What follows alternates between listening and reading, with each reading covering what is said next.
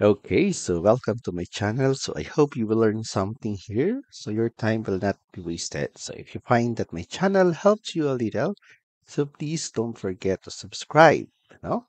So if you have questions, clarifications that bothers you, or you want some topics to be discussed, please don't hesitate to comment or message me or this channel. So here we go. Our fellow applicants, applicants in DepEd. So these are uh, going to explain to you what is BEI in depth or what we call behavioral events interview. This is as per DepEd Order 7 series of 2023. At para naman sa mga hindi pa naka-join sa ating YouTube channel, so please click the join button for more tips. Kasi dun sa kapag member kayo ng ating channel, so meron tayong mga videos na kung saan ay mas makakatulong sa inyo. Okay? Sa pag-apply sa DepEd. So pag sinabi nating BEI or Behavioral Events Interview, so this refers to the conduct of direct inquiry with the applicant. So this is direct interview, either face-to-face or online. So it depends on your division. So focusing on their display of desired behaviors. So ang focus dito ay para malaman kung ano ba talaga yung iyong behavior, as an employee. So when subjected to specific situation or conditions in their previous and or current workplace. So bibigyan ka ng tatanungin ka ng isang sitwasyon. So kapag tinanong ka, make sure na positive ang iyong isasagot. So this kind of questions or sa BEI, it uses the STAR formula or STAR approach. Yung STAR, ito yung tinatawag na situation, task, action, and results. So sa tuwing sasagot kayo, ibe-base nyo siya sa STAR, sa STAR approach na kung saan makikita yung situation, yung iyong naging task, yung action, at ano yung naging result. So this STAR approach to validate whether the key behaviors that are linked to the required competencies have been exhibited or possessed by the applicant. So sa pamamagitan ng STAR art of questioning, malalaman ni interviewer kung ikaw ba ay merong mga qualities or competencies na necessary for the position you are applying. Okay? Okay, so let's try an example. So for example, ang interview question ay magbigay ka or mag-cite ka ng isang specific situation sa inyong previous or sa iyong current work na kung saan ikaw ay naging successful, no? So for example, as you can see in this image, yan. So for example, sa school nyo, so biglang nagkasakit, nagkaroon ng ah recognition day. So of course ikaw ay non-teaching. Pero yung inyong MC ay biglang nagkasakit. And then all of a sudden, so that is the situation. No, merong kayong recognition or merong event sa school. Kaya lang, ang situation, biglang nagkasakit yung inyong MC. And then all of a sudden, tinawag ka ng principal at ikaw yung ginawang MC, no? So that is your task, to become the MC. So ano yung ginawa mong action, no? Kung ikaw ay ginawang MC, ano yung ginawa mong action? Ano yung ginawa mong preparation? So, nag-prepare ka ba? O tinanggihan mo ba? Kapag tinanggihan mo, of course, depende yung magiging result. Pero ano yung ginawa mong actions? For example, ikaw ay nag-prepare. Ano yung mga sasabihin? Asan yung script? Kung merong script. So, those are your actions. Maluwag mong tinanggap as a challenge. Yan. And as a result, ano ba yung naging result? Of course, so natapos ang event, naging successful ang event, at nag-enjoy ka sa pagiging MC. At na-realize mo na kaya mo pala. Yun yung mga biglaan na impromptu na pangyayari. So that is the STAR approach. So nabigay mo yung situation, yung task, yung action, at ano yung naging result. As possible, dapat yung ibibigay mong situation at yung ibibigay mong task at action ay mag-yield sa positive results. wag sa negative, no? Yan. So that is one of my tips, in applying for non-teaching position.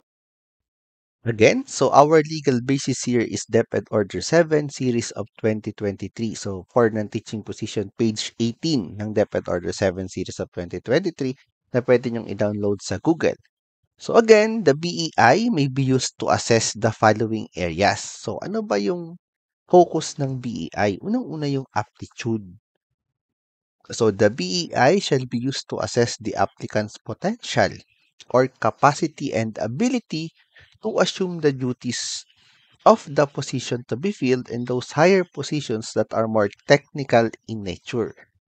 So, kaya ba ng capacity mo or kaya ba ng ability mo yung position na ina-applyan mo as AO?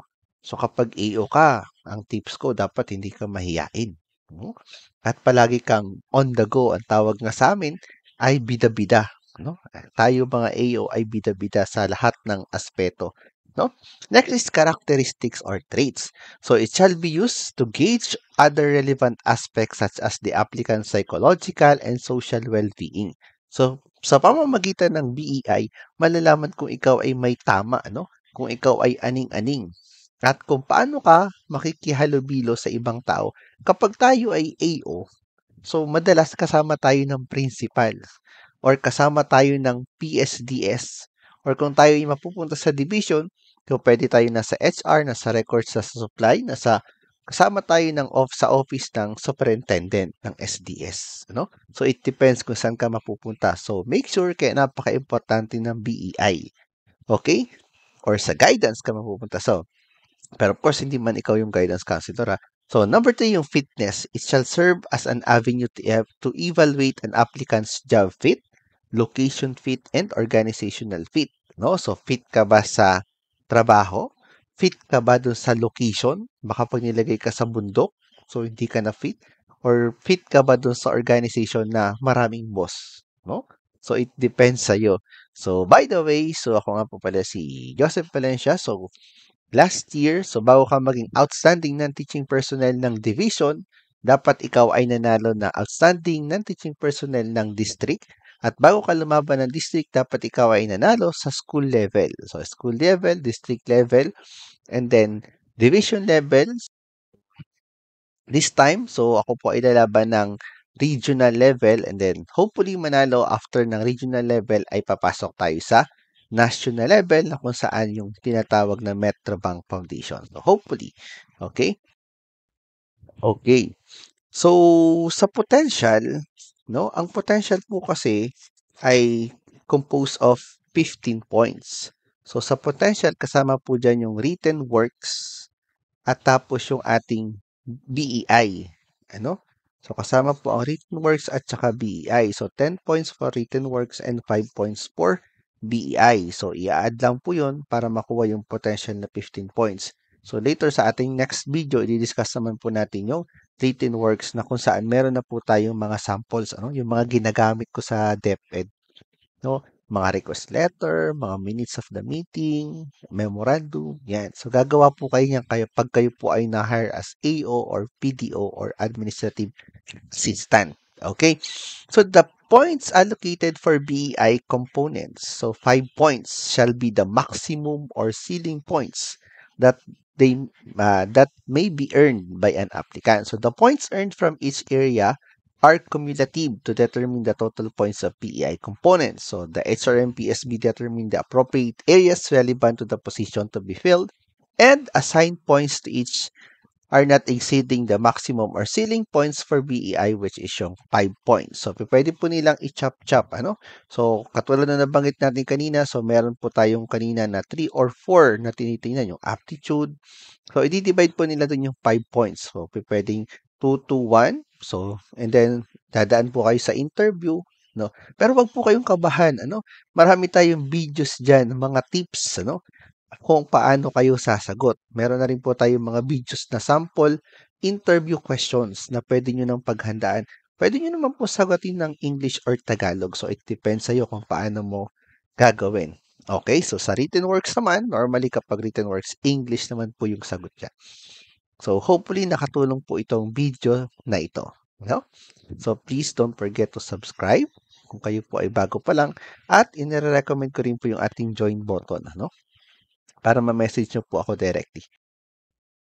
Okay, so thank you for listening. So this is the QR code ano po para or pwede niyo pong i-scan yung QR code or pwede po kayo mag-fill up dito sa link ano sa below po ng video na ito para kayo po ay makakuha ng mga sample files natin, yung mga request, application of education. Again, those po ay format lang ha, format lang. Hindi po yun po yung ginagamit ko sa DepEd pero ito po ay mga format lang, sample format na kung saan siyempre babaguhin niyo po yung, pangalan niyo o kung ako po yung gumawa ng letter, papalitan niyo po ng pangalan niyo, papalitan niyo po ng pangalan ng school head, and so on. So again po, thank you so much for watching and hopefully, comment niyo lang po yung inyong mga, gustong malaman ano, sa hiring.